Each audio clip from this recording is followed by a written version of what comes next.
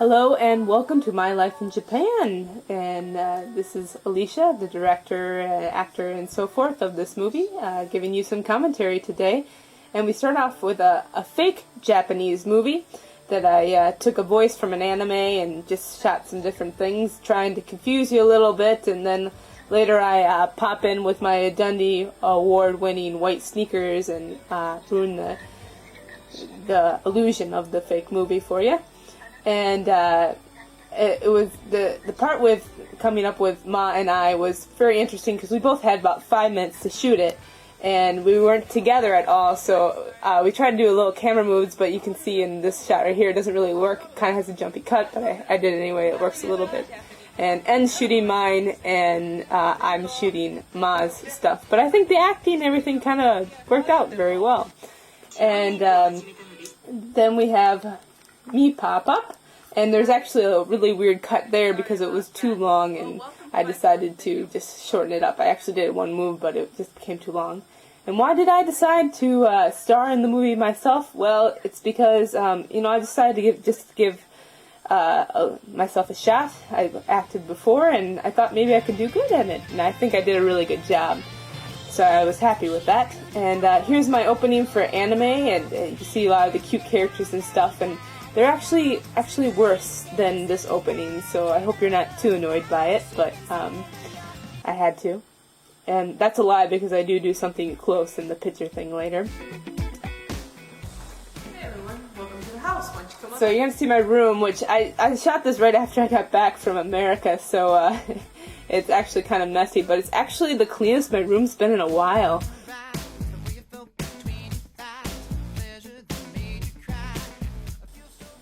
You know, some people might think I have an obsession with Orlando Bloom. It's true from watching his videos. That's the one thing you get. That's what you should know.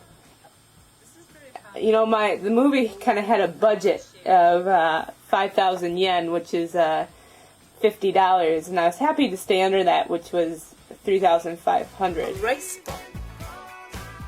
And I just went out one day and just bought a whole bunch of food to show you guys. I did eat it eventually, but, you know, it took a while. And coming up here, you're going to see me eating a rice ball, and it's tuna-flavored rice ball. And usually I get some good things, some expensive ones, but I decided to do cheap, which was a bad idea because the seaweed was just dry and horrible, and when I'm eating it, I'm actually trying not to throw up while I'm eating them. So here we are at my university. Welcome to St. Thomas University. We're actually in the back of the university, so we can get a good shot. And we're going to go up to the tower in a little bit, and there's a couple things from the tower that I want to tell you about. And the first thing you're going to see is the Shinkansen, which I actually reversed that shot. It was actually going the other way. And then, so that's the bullet train. It's the second fastest train in Japan. And you see a pool back there. The funny story about the pool, it's the school next to us, but we're not allowed to go in the pool at all because an American assistant a couple years ago was going in there behind their back, and now they're kind of angry at us. This shot here I had to reverse. It was going down, but for the music I decided I wanted to go up, so I reversed it and made it go up. Kind of expensive. So these are machines for buying food, and basically you just put your money in it, push the button, and you get it. As I was coming back from Tokyo, and I dropped my bag, and I broke my cup. My office was flooded actually, and most of the stuff I have now is, I don't have a lot of things in there. That's because they all got wrecked very well. And this here is where I work, Silek, and you see my boss is there, and you get to see my classroom, which I only usually get 2 to 3 students in there anyway, so it's big enough for what I get. So, but it gets really noisy in the summertime because it's right by the highway and all these cars go by. I kind of have to yell at my students to get what I need. I've become quite the collector of puzzles too, as you can see. So this is the clubhouse, and there's 2 club rooms I want to point out. One is the one that I put on because I couldn't figure it out, and I think that's where people go to smoke marijuana, I'm not sure. And the other one is the Peck, which is actually mine. And we don't really use the club room, but you can notice on the door somebody wrote, "Let's enjoy English with us." So yeah, that's how good their English is. And those are my club members. You can see Maki, Vanessa, Ma, Lee, and N.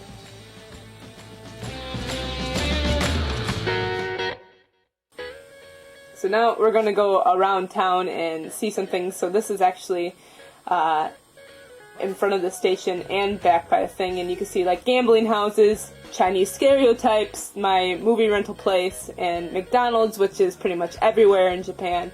And like vending machines, which when I go to America, I always wish that they had more vending machines, because I get thirsty and there's no vending machines.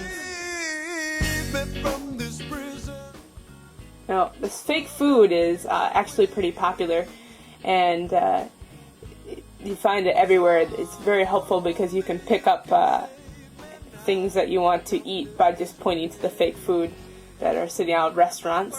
And you also saw there some instructions on how to pick up your dog poo. There's instructions in Japan everywhere, and they're for Japanese people because they're in Japanese. And it's kind of interesting. They even have them how to use toilets properly, because they have a different kind of toilet in Japan, so they don't know how to use Western-style toilets. All over the place, so why don't we do that right now? I'm a real wild child. And most of the shooting with me was done by N, and I think some of her shooting was really good. It was some of her first time shooting, and she was panning off to look at things and stuff like that, and I was really proud that that she was helping me so well. And some of the shooting, though, even if it is me, it's from my experience of the news stories, just setting up the camera and talking to it, so I felt a little weird, but it's okay. And I look like I'm in a hurricane in that shot. But there are a couple different couple different train companies in Japan. Hankyu is the one I ride every day. It's the one we're going on. And there's also JR, which is Japanese Railways, and Hanshin, and a couple other ones. And you may notice it's pretty easy to get around because everything's kind of in English as well. And except a couple of small train lines are in only Japanese, and those ones get a little bit annoying, so I try not to take those ones very often, but it's pretty easy to get around. It's very interesting with all the ads and so forth that are around, and you can even buy your tickets in English, and the train signs are in English.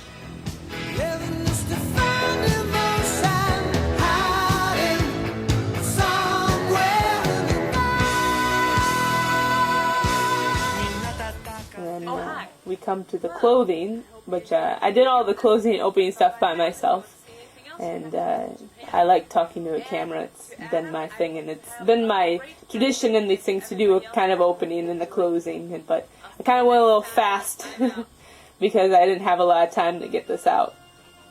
And so we're coming to the end of this video now, and there's a couple of great shots. Well, first I should point out the music, good music, the Domo no Arigato.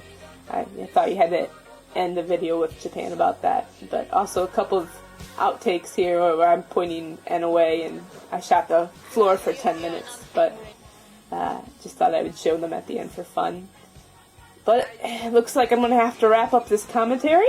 And I hope you had a good time listening to it. Hope it was interesting. And I'll see you guys in my next film, hopefully. Thank you very much.